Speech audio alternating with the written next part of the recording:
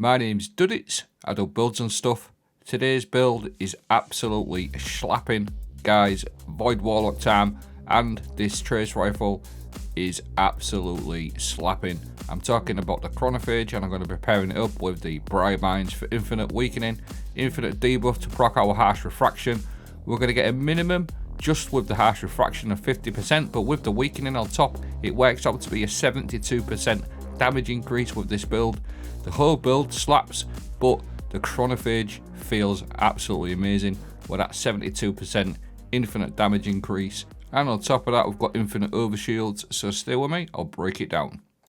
So we'll start off with the Chronophage. It's an adaptive frame. The perks that I chose to put on this to start with, I automatically went for Repulsor Brace just because I am running a Void Warlock build with weakening, so it makes sense. You're going to get loads of Void Overshield via the Repulsor Brace. The next perk, I actually settled for High Ground. Final blows with this weapon, grant stacks of bonus damage. It goes up to 25%. We'll go into that a little bit more. I did try another perk out as well, but High Ground Repulsor Brace is what I actually settled for.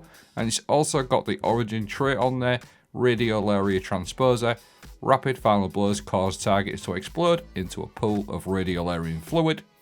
Now, the whole build based around this seasonal artifact perk is absolutely insane. Trace rifles do more damage to targets afflicted by elemental debuffs. Matching their element type, you get 50% increased damage on legendary trace rifles, a whopping 50%. Now, what I really wanted to do with this build was proc this as often as possible. Now, it says elemental debuffs, matching their element type to get the 50%. Obviously, we're on Void. The elemental debuffs on Void are Volatile, Suppress, and Weaken. So, I really focused the whole build on getting the maximum out of that harsh refraction. Now, so basically, with any sort of Void build, you can run any grenade you want. I prefer Scatter Grenade, because it's got the shortest cooldown, but Echo of Undermining, every time you hit something with a Void Grenade, it's going to weaken. It's a 15% weakening effect, so that's one way of doing it. So I'm just going to show you the numbers now with the harsh refraction and the weakening. So you'll see 1231.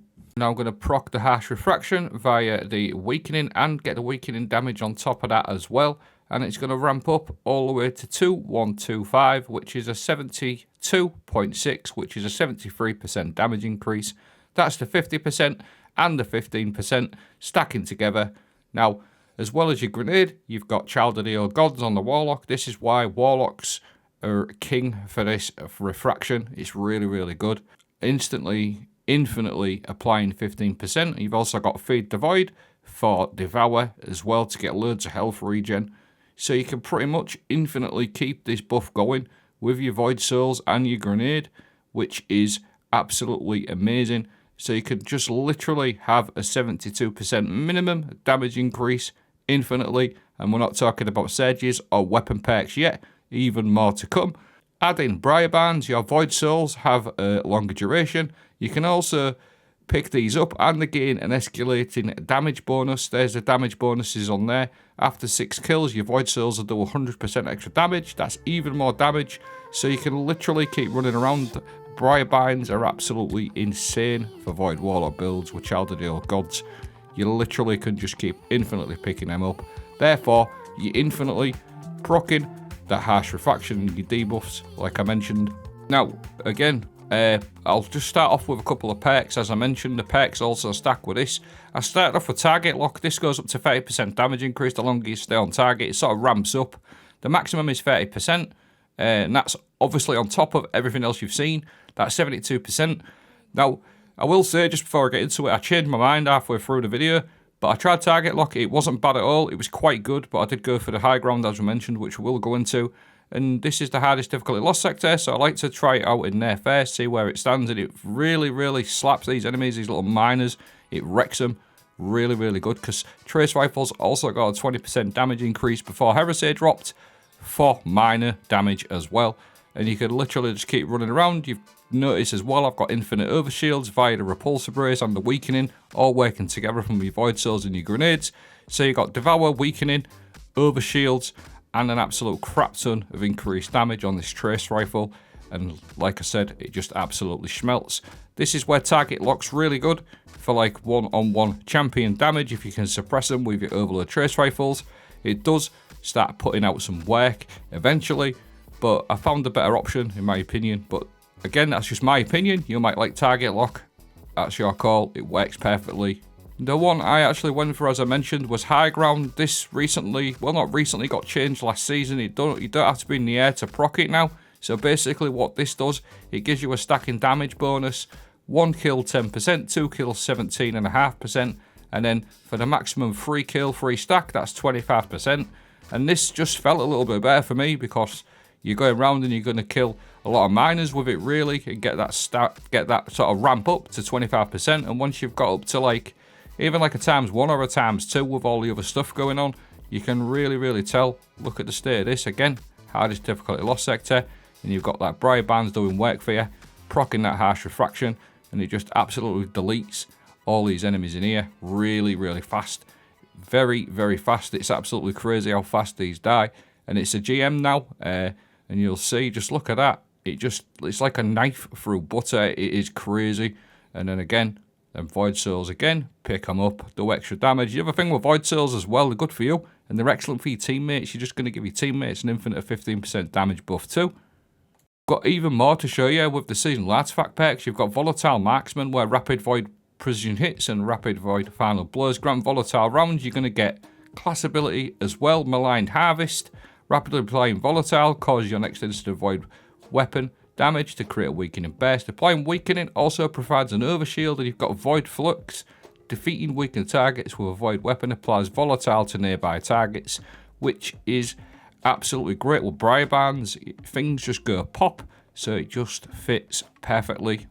All them seasonal artifact perks. We've also got Overload Trace Rifles. Now these exhaust, don't forget, which we'll go into as well. So the Stun Overload Champions and the exhaust, if you pair it up with Elemental Supercharger, you're going to defeat enemies that are exhausted with weapons that match your sort of super. So you're going to get loads of super energy as well. So absolute crap ton of super energy.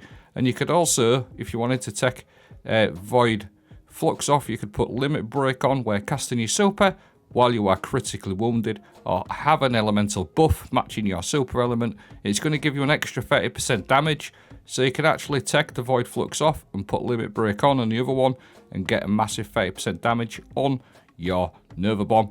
Loads of super energy, and then with Limit Break it says you have to be critical or have an elemental buff that matches your subclass. This is Devour. We've also got Devour going all the time, so you're proccing that Limit Break and getting that extra Nova Bomb damage as well. You could also go that way with it, so whatever way you want to sort of use them artifact perks, it all fits perfectly.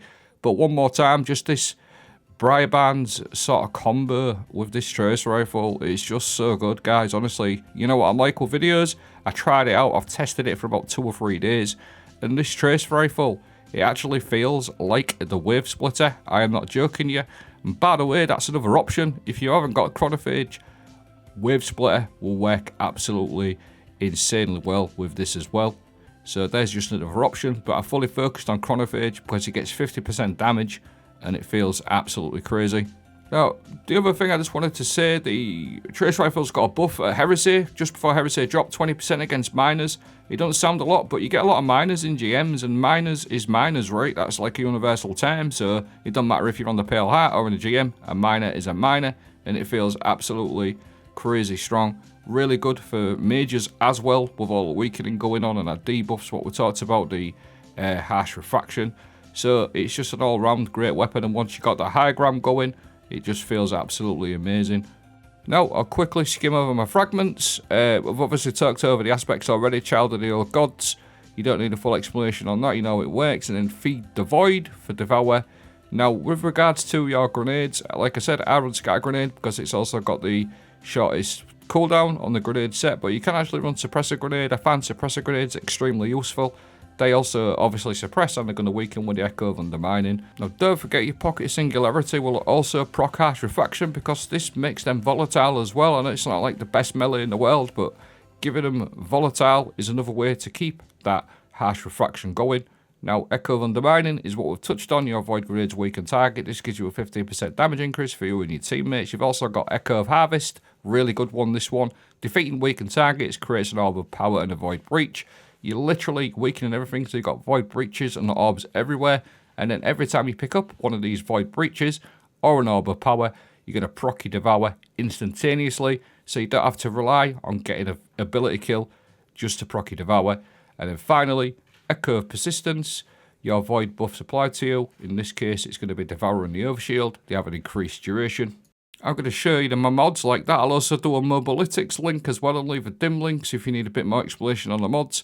But the one thing I just want to talk about is Powerful Attraction. Every time you use a class ability, it's going to pick up nearby orbs. That works absolutely insanely well with the Echo of Starvation. Like I said, you're going to pick up an orb. You're going to create loads of orbs and void breaches. Put your class ability down, pick up them orbs, proc your Devour, and you're good to go. Really, really strong. All-round build. Very, very solid for GMs, Lost Sectors, solo, team play, everything you want really in a build. Absolutely massive damage on the Trace Rifle. And the other thing I just want to mention about Trace Rifle, and I've got a bit of a bad stigma, but I found the ammo economy on Trace Rifles absolutely brilliant as well for what to put out now. So I think a really good return on special ammo. Really, really generous. But that's the video. Let me know what you think. Thanks for watching. Have a great day.